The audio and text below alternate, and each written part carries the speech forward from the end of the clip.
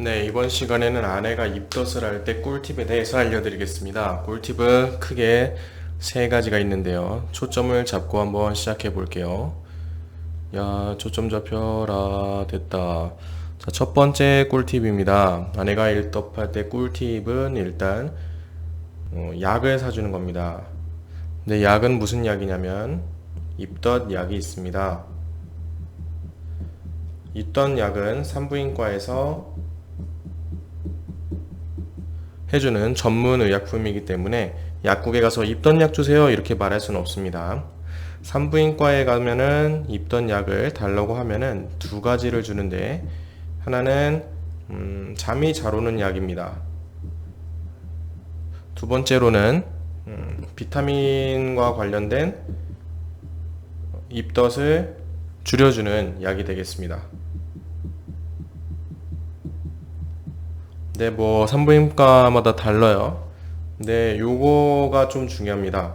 뭐냐면 약을 먹으면 아내가 잠을 굉장히 많이 잡니다. 보통 인간의 수면이 6에서 뭐 많으면 8시간 정도 잔다고 치면은 꿀잠을 얘기하는 거겠죠.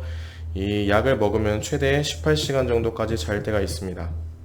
그래서 요거는 조금 염두에 두셔야 됩니다. 그래서 입던 약을 먹었을 때 이 두 가지를 주는데 그렇다고 약사가 아닌 우리가 마음대로 약을 줄이면 안 되겠죠. 요즘은 맞벌이 부부가 거의 대다수기 때문에 아내가 입던 약을 먹어야 되는 상황까지 온다면 이것이 어떤 경제 활동에 있어서 약간의 영향을 미칠 수 있다.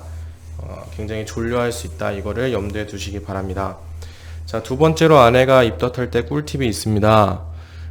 아내는 굉장히 뭘 먹고 싶어 할 겁니다. 어떤 것이든지 잘 모릅니다. 하지만 30분 안에 모든 것을 아내에게 대령해야 됩니다.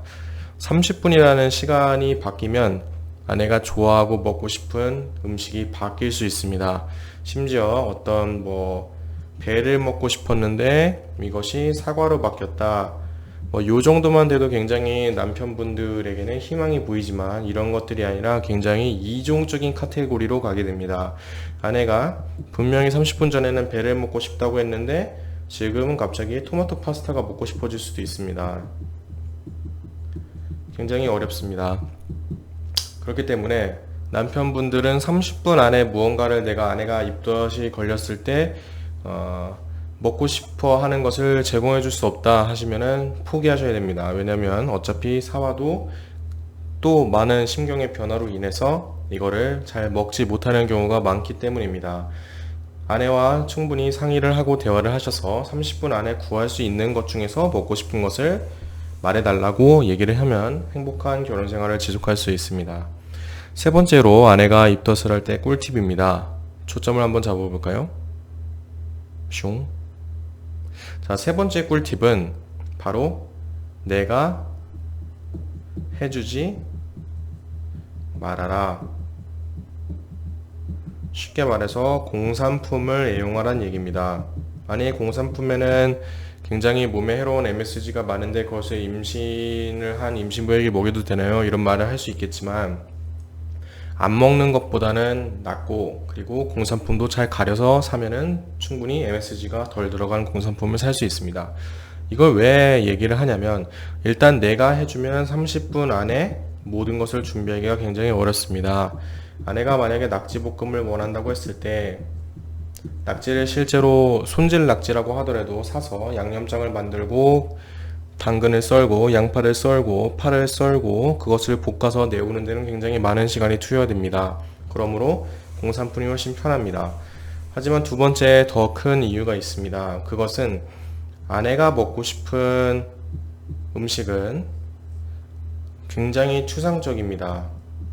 예를 들어서 아내는 어떤 김치찌개를 먹고 싶은데 그 김치찌개의 맛이 옛날 아내가 12살이었을 때 비를 맞고 집에 들어왔는데 그 집에서 어머니가 해주신, 쉽게 말해서 장모님이 해주신 김치찌개의 맛을 떠올릴 수 있습니다.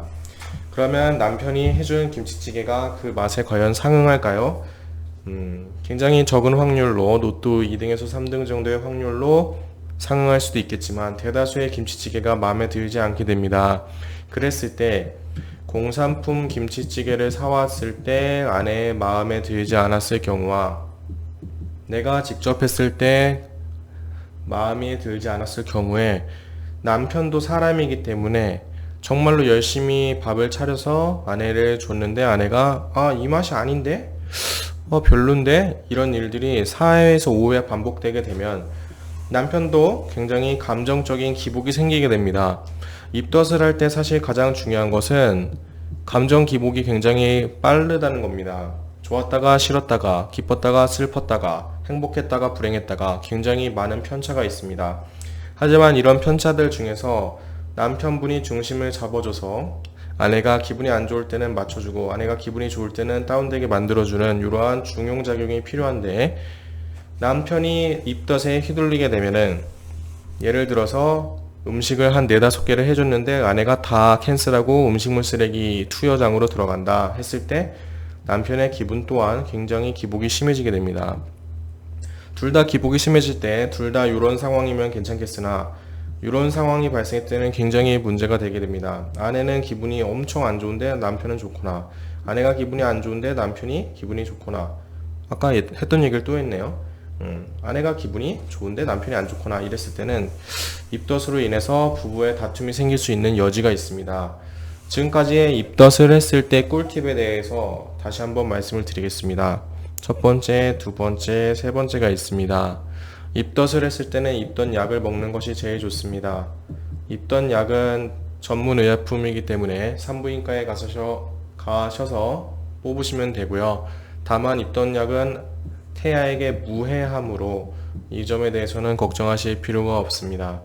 두 번째로는 30분 안에 입덧을 겪고 있는 아내가 먹고 싶은 음식을 주는 것이 좋습니다. 30분이 지나면 다른 것으로 바뀌게 됩니다.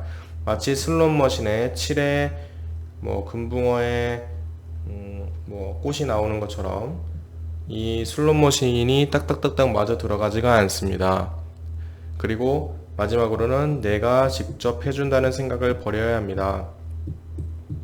그 이유는 내가 직접 했을 때 아내가 그것을 먹고 나서 실망하거나 또 그리고 들인 노력 동안에 30분이 지나가거나 하는 안 좋은 일이 있기 때문입니다. 그러므로 아내가 먹고 싶어하는 음식이 있다면 반드시 공산품으로 챙겨주시기 바랍니다. 비비고 김치찌개가 아내가 먹다가 헛구역질이 나면서 김치찌개를 이따위로 만들었어요 라고 하면은 CJ 과장이 울겠지만 내가 직접 1시간 동안 재료를 손질해서 만들어 온 구절판을 아내가 없는다면 그 경제적 손실과 정신적 타격은 이루 말할 수가 없을 것입니다. 그러므로 반드시 아내가 입덧할 때는 요 3가지 꿀팁을 지키셔서 해주시면 행복한 결혼 생활과 예쁜 아기를 낳을 수 있는 아주 행복한 길이 펼쳐질 것입니다.